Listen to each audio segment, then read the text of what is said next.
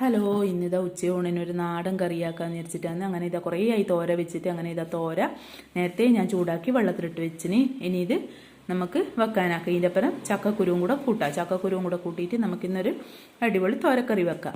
അങ്ങനെ വേഗം ചക്കക്കുരു ചുണങ്ങിയെടുക്കട്ട്. പിന്നെ ഉച്ചക്കത്തെ ചോറിന് ചക്കക്കുരു തോരയും കൂടെ കറിയാന്ന്. അപ്പോൾ അങ്ങനെ ഇതാ ചക്കക്കുരു എല്ലാം ചുണങ്ങി എല്ലാം കഷ്ണിച്ചിട്ടു. ഇനി വേഗം ഇത് വെക്കാനാക്കാം. അപ്പോൾ ഞാൻ സാധാരണ മഞ്ഞൾപ്പൊടിയും പറങ്കിപ്പൊടിയും ലേശം ഇട്ടിട്ട് കുക്കറിൽ വേവിച്ചെടുത്തു. അങ്ങനെ ഇത് നല്ല വെന്ത് വന്നിട്ടുണ്ട്. ഇനി വേഗം ഇത് ഇളക്കി വാങ്ങാം.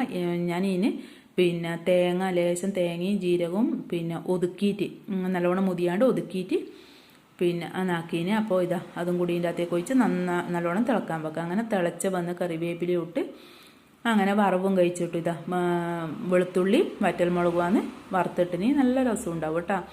അങ്ങനെ ഇന്ന് ഉച്ചക്കത്തെ ചോറിന്